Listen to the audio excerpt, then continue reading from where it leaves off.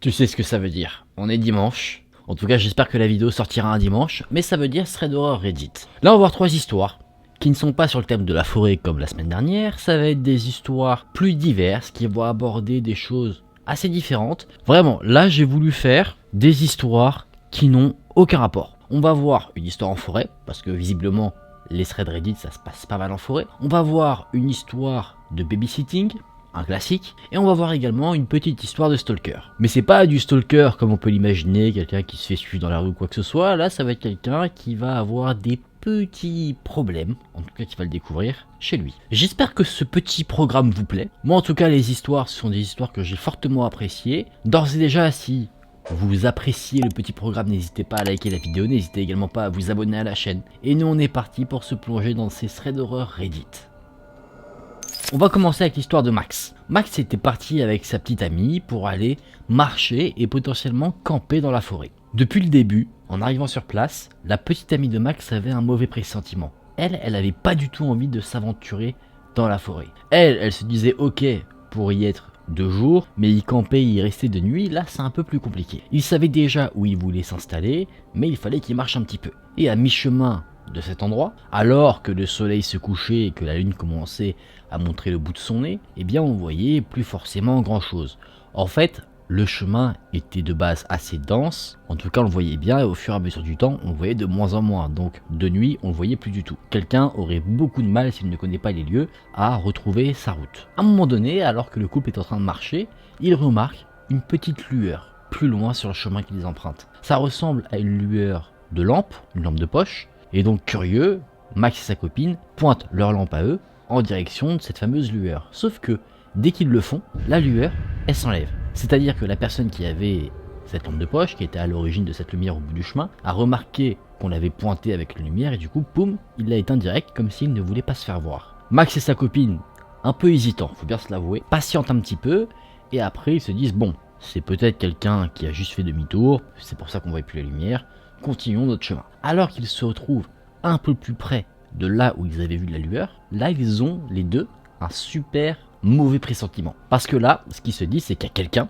qui est sur le même chemin que nous, dans le noir, parce qu'il ne voit plus aucune lumière. Il se disait peut-être qu'en arrivant là où se trouvait l'homme initialement, eh bien, il verrait au loin la même lumière, signe que l'homme, en fait, il est en train de marcher comme eux. Alors que là, en fait, il ne voit rien du tout. C'est comme si la personne qui avait émis cette lumière avait disparu.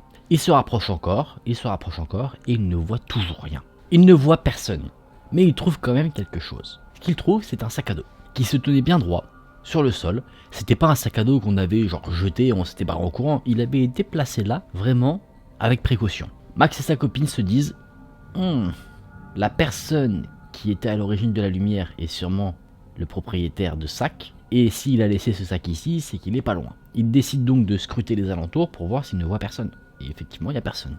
Voulant briser également le silence pesant de la forêt et de la noirceur de la nuit, ils décident de crier, de demander s'il y a quelqu'un, sauf qu'ils n'ont aucune réponse. Max et sa copine reprennent donc leur chemin. Et là, ils l'ont vu. Ils l'ont vu par hasard, parce que Max et sa copine avaient continué leur chemin, et à un moment donné, ils se sont retournés.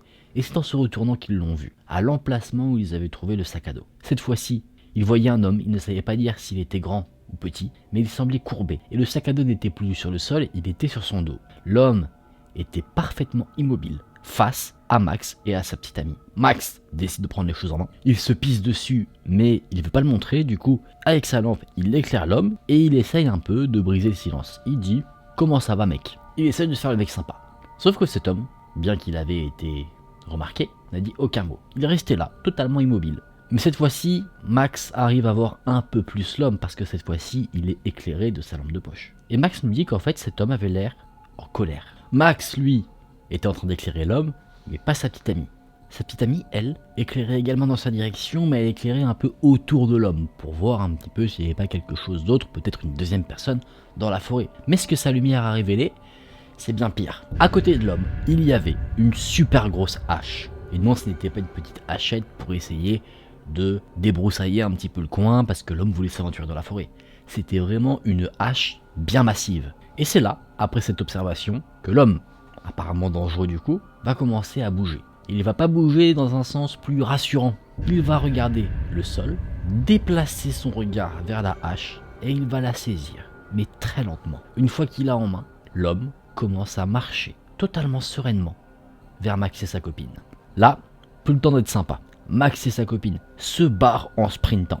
Ils fuient pendant une bonne trentaine de minutes. Ils ne se sont pas cachés, ils sont restés en mouvement, même si l'homme au bout d'un moment n'était plus visible derrière eux, mais ils étaient tellement terrifiés qu'ils ont même quitté le chemin sur lequel ils se trouvaient pour aller dans la forêt et essayer de disparaître à tout prix. Au bout d'un moment, Max et sa petite amie arrivent à retourner à leur voiture et à quitter les lieux, cette forêt qui les a traumatisés. Enfin, c'est pas la forêt en soi, mais l'homme qui s'y trouvait. Petit détail, un peu creepy en plus de ça, c'est que dans cette forêt et dans ses alentours, on ne captait pas. Donc ils ont dû faire 45 minutes de route avant de pouvoir retrouver du réseau et appeler la police. Naturellement, la police est allée voir et ils n'ont rien trouvé. Ah bah évidemment, sinon ce serait trop beau. C'est là que cette histoire se termine. Bon, je pense qu'avec les 3 histoires en forêt de la semaine dernière, plus cette histoire-là, c'est bon, les forêts, c'est terminado, c'est fini. On a vu vraiment beaucoup de choses diverses et variées sur les forêts. Je pense que là, vraiment, si les histoires de la semaine dernière t'ont pas suffi, celle-là, c'est bon, t'y vas plus. Si t'es amateur de forêt, change de passion. En tout cas, bon comportement de Mike et de sa petite amie, de prendre la fuite et de pas attendre que cet homme débarque pour dire mec qu'est-ce que tu fais et d'essayer d'entamer une conversation. Dans ce cas-là, autant la jouer sécurité avant tout et de s'enfuir le plus loin possible. Après, ce que je trouve assez fascinant, c'est que la petite amie de Max avait de base un mauvais pressentiment, comme quoi des fois l'instinct humain il est assez puissant. Maintenant, on passe sur une histoire de babysitting. Babysitting particulier. Cette histoire, c'est l'histoire de Paris. Paris avait 22 ans. Paris était en vacances avec ses parents en Turquie.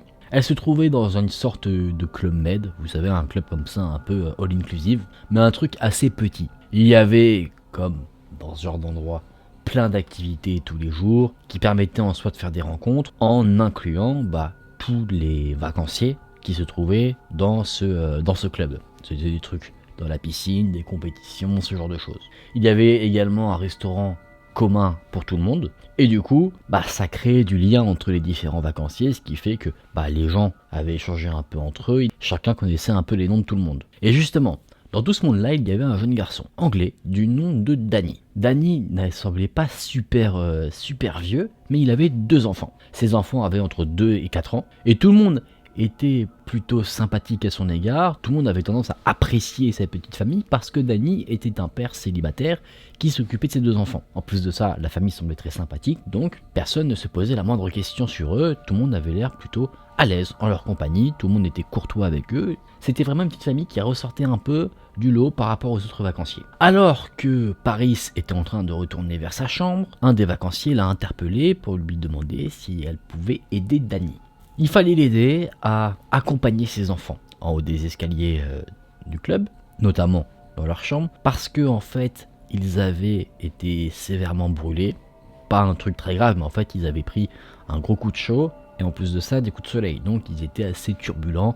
C'était compliqué à gérer pour juste le père de famille. Pour Paris, il n'y a pas de problème. Du coup, elle accepte et elle rejoint donc Danny et ses enfants et elle accompagne la jeune fille, la fille de Danny, alors que Danny lui s'occupe de son jeune garçon. Ils prennent ensemble l'ascenseur, pas les escaliers. Ils arrivent à la chambre de la petite famille. Danny ouvre la porte de la chambre tranquillement. Là, je mets le suspense. Paris, qui se trouve devant la chambre, commence à glisser la fille qu'elle tient par la main dans la chambre d'hôtel en mode tiens, t'es arrivé, vas-y, je rentre pas moi. Sauf que Danny lui dit emmène-la à l'intérieur s'il te plaît. Est-ce que tu pourrais l'allonger sur le canapé? À ce moment-là, Paris c'est une jeune fille plutôt naïve. En plus de ça, au vu de la réputation de la famille, elle ne se pose aucune question. On peut le comprendre. Elle se dit donc, ok, je la dépose et après je m'en vais. En plus, elle se dit, bon, même s'il y a un problème, il y a des gens, je peux crier, ils vont venir. Paris entre avec la jeune fille, elle la dépose sur le canapé, et là, pendant qu'elle est en train de déposer la jeune fille sur le canapé, la lumière s'éteigne. Danny, il ferme la porte. Paris ne voit rien, parce que vous savez, quand on éteint une lumière d'un coup, faut attendre un petit peu que notre vision s'adapte à la luminosité de la pièce. Et là, au creux de son oreille, Paris s'entend Danny lui prononcer quelques mots. Parce que Danny n'a pas quitté la chambre, lui. Il a juste éteint les lumières, et a fermé la porte et s'est enfermé en quelque sorte avec Paris. Il lui a dit, les enfants, dites bonjour à votre nouvelle maman. D'un coup, crise cardiaque pour Paris. Elle panique, elle utilise ses mains pour essayer de trouver le mur et essayer de se diriger.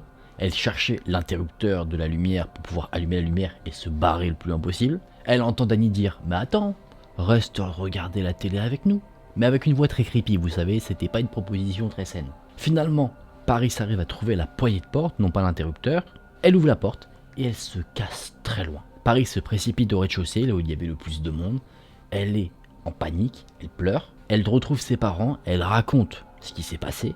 Mais ses parents ne la croient pas. En tout cas, ils ne croient pas au côté creepy de la chose. En fait, tout le monde pensait, en tout cas les personnes à qui elle a raconté ça, que, en fait, le fameux Danny plaisantait. Parce que comme je l'ai dit au début de cette histoire, vous savez, c'était une famille qui ressortait un peu du lot, tout le monde les connaissait, vu qu'ils étaient très sympathiques, ils avaient du mal à envisager qu'en fait, ce soit juste quelqu'un de creepy. En tout cas, le lendemain et les jours qui ont suivi, Paris n'a pas revu Danny ou ses enfants, ce qui l'amène à penser qu'en fait, il est parti directement. Comme si il avait potentiellement quelque chose à se reprocher. Cette histoire s'arrête ici. Ce qui est intéressant, c'est aussi les commentaires qu'il y avait en dessous de cette histoire. Quelqu'un disait, et tu te dis, c'est vrai que c'est possible, en fait, le Danny, il avait ses enfants, et c'était en quelque sorte une arme pour lui, dans le sens où les gens n'allaient pas se méfier de lui, en tout cas, nettement moins que s'il était tout seul. Tu vois, si ça avait été un homme tout seul, peut-être que le témoignage de Paris aurait été pris au sérieux, alors que, ayant des enfants, les gens se sont dit mais non, c'est un père de famille célibataire, c'est impossible qu'il soit chelou.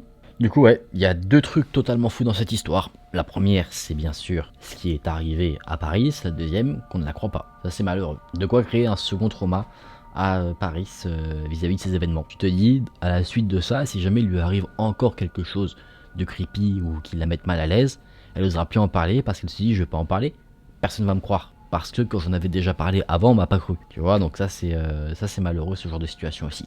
On passe à la troisième histoire. Pour ceux qui aiment du stalker, ils vont être servis ici. C'est l'histoire de Loïc. Loïc nous dit que cette histoire a eu lieu quand il avait entre 10 et 11 ans. C'était un âge où il était assez vieux pour pouvoir rester seul chez lui, quand ses parents n'étaient pas là, mais où il était encore trop jeune pour reconnaître certains drapeaux rouges. Vous voyez, peut-être des sons, des trucs qui ont pu l'alerter, qui n'ont pas alerté. Il avait encore une certaine naïveté. À ce moment-là, on était en été et Loïc participait à une sorte de camp de vacances. C'était pas une colonie où il partait et il était logé sur place. En fait, c'était une sorte plus de garderie de 8h à 15h et en fait, après 15h, jusqu'à ce que ses parents rentrent, il était tout seul chez lui. Comme ça, on va dire, il avait des activités. La journée, il restait pas tout seul vraiment toute la journée. Il y avait une plus petite portion de temps où il se retrouvait seul. Il vivait dans un quartier en forme de U et sa maison se trouvait à une des extrémités. Pour se rendre à ce fameux camp de vacances, il prenait un bus, le bus le déposait non pas juste devant sa maison mais un peu plus loin, du coup il avait un petit peu de trajet à faire à pied. Après cela il se retrouvait tout seul. Ses parents auraient pu prendre une babysitter mais ils ne l'ont jamais fait parce que Loïc était assez mature pour rester seul, pour se gérer un certain temps et en plus de ça, ça leur aurait coûté trop cher. Donc c'est pour ça que Loïc était seul à partir de 15h une fois que le bus l'avait déposé devant chez lui. En plus, il savait s'occuper, il jouait aux jeux vidéo, il regardait la télé. C'était un jeune, il savait quoi faire. De temps en temps, le chat de son voisin arrivait dans le jardin et, vu qu'il l'aimait bien, Loïc sortait lui donnait des petites friandises. Il aimait également le caresser, enfin en tout cas il était aimant des animaux. Le seul ordinateur de la maison se trouvait dans le bureau de son père. Ce bureau avait deux fenêtres, une fenêtre qui donnait sur la terrasse et une autre qui donnait sur un des côtés de la maison. Dans le salon, la cuisine et la salle à manger, il y avait des grandes baies vitrées, donc on va dire qu'on voyait particulièrement bien l'extérieur. Mais à l'inverse, si on était de dehors, on pouvait également plutôt bien voir à l'intérieur. Loïc avait sa petite routine. Quand il rentrait de ce fameux camp de vacances, il marchait un petit peu jusqu'à chez lui. Une fois chez lui, il jetait son sac. Il allait directement dans le bureau de son père pour geeker. Et en fait, il nous dit que des fenêtres de sa maison, on pouvait le voir rentrer dans la maison, jeter son sac et après dans le bureau directement. On pouvait vraiment le suivre. 30 minutes après qu'il ait commencé à jouer, Loïc entend des miaulements. Il s'arrête donc de jouer, il va à la fenêtre pour voir où se trouve le chat, mais il ne voit rien du tout. Loïc retourne au bureau, recommence à jouer, et là encore, des miaulements. C'était des miaulements assez faibles. On pouvait les entendre si on faisait attention, mais ils étaient relativement soft, très discrets. Loïc se relève, il vérifie les deux fenêtres, mais rien du tout. Et ça, ce truc-là de il va jouer, il entend des miaulements, il va voir, il voit rien, il retourne jouer, etc., etc., ça dure pendant 10 bonnes minutes. Vous voyez ce qu'il disait au début de l'histoire? C'est-à-dire que, attention, il se passe peut-être un truc, mais il le capte pas, tu vois. Parce que ça, c'est bizarre. Frustré de ne pas trouver le chat, Loïc décide donc d'aller dans le salon pour regarder la télévision. Et 2 minutes après s'être assis dans le canapé, il entend de nouveau des miaulements. Sauf que ce qui est étrange, c'est qu'il n'entend pas des miaulements qui viennent de l'extérieur du bureau où il se trouvait avant. C'est comme si le chat, en fait, s'était déplacé jusqu'à la fenêtre à côté de Loïc, là où il se trouvait dans le salon, et qu'il s'était remis à miauler. C'est là qu'il a commencé un petit peu à s'interroger, il trouvait ça assez étrange, ça l'a même un peu effrayé. Donc ce qu'il a fait, c'est qu'il a fermé les stores et ensuite il est retourné à la télévision. Les miaulements ont repris, mais ils se sont déplacés à la fenêtre qui se trouvait juste derrière Loïc. Ça l'a fait sursauter et Loïc a décidé de quitter le salon. Il est allé dans sa chambre, là où les stores étaient déjà fermés. Ces stores-là étaient un peu pétés, donc la lumière du jour arrivait quand même à rentrer dans la pièce. Il a commencé à lire un livre sur son lit et il a entendu de nouveau des miaulements. Et ce miaulement-là venait de la fenêtre de sa chambre. Ça n'a fait qu'augmenter sa peur. Donc là, on va dire, ayant atteint son point de rupture, Loïc appelle son père. Ses parents travaillaient généralement jusqu'à tard le soir. Et en fait, il n'a pas appelé forcément parce qu'il pensait qu'il y avait quelqu'un. Il a appelé parce qu'il pensait potentiellement que le chat miaulait comme ça parce qu'il était blessé. Et vu qu'il ne le voyait pas, il ne pouvait pas le dire avec certitude. Le père dit donc qu'il va prévenir le voisin, le propriétaire du chat, pour vérifier tout ça. Et il a dit qu'il rappellerait Loïc plus tard pour lui dire.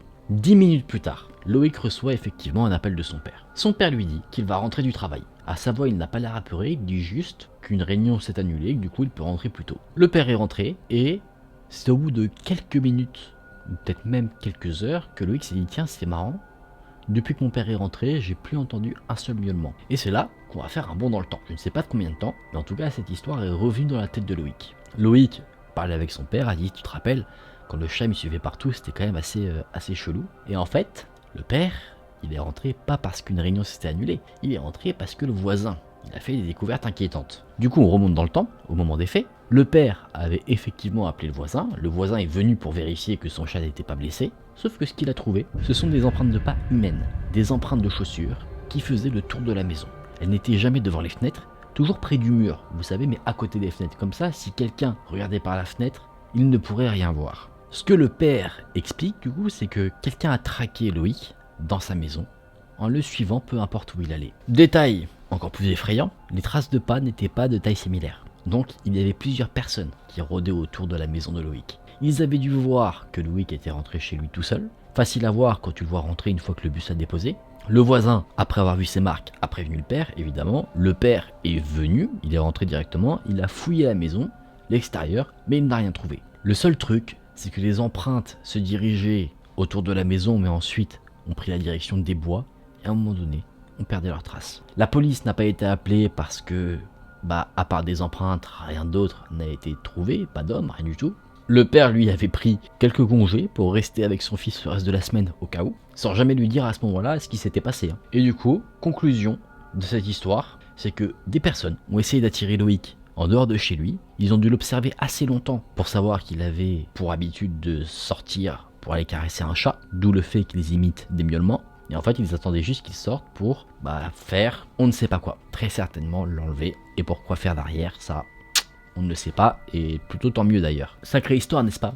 De toute façon, les histoires, de toute manière, où tu mets, encore une fois, je l'avais déjà dit, mais où tu mets en danger des enfants, ça fait partie des pires histoires, évidemment. Tu te dis, c'est vraiment les pires ordures qui font ce genre de choses, quoi. En plus, tu sais pertinemment que les gens qui font ça, ils sont pas bien intentionnés. Ils font pas ça pour lui offrir une PS5 en mode, tiens, vas-y, t'as gagné, c'est un cadeau, t'as été tiré au sort parmi toutes les maisons. Pas du tout. Ils sont là pour l'emmener dans les bois, lui enlever le pantalon, et t'as compris, quoi.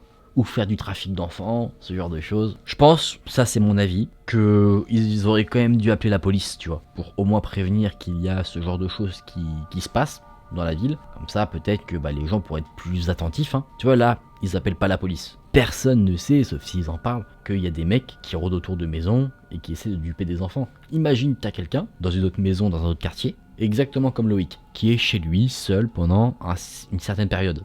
Si les mecs ils vont faire la même chose avec lui mais que lui se fait avoir, et t'aurais prévenu la police, peut-être que la police aurait placardé des messages en te disant faites attention, les parents seraient restés et la personne ne se serait pas fait avoir, tu vois. Pour moi, il faut appeler la police quand même, toujours dans ce genre de circonstances pour savoir ce qu'il en est. Peut-être que ils ont déjà eu des rapports de choses de la sorte, peut-être qu'ils ont peut-être même des suspects et que les empreintes auraient permis d'identifier encore mieux.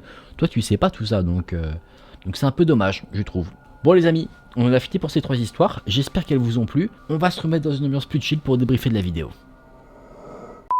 Alors, vous en avez pensé quoi?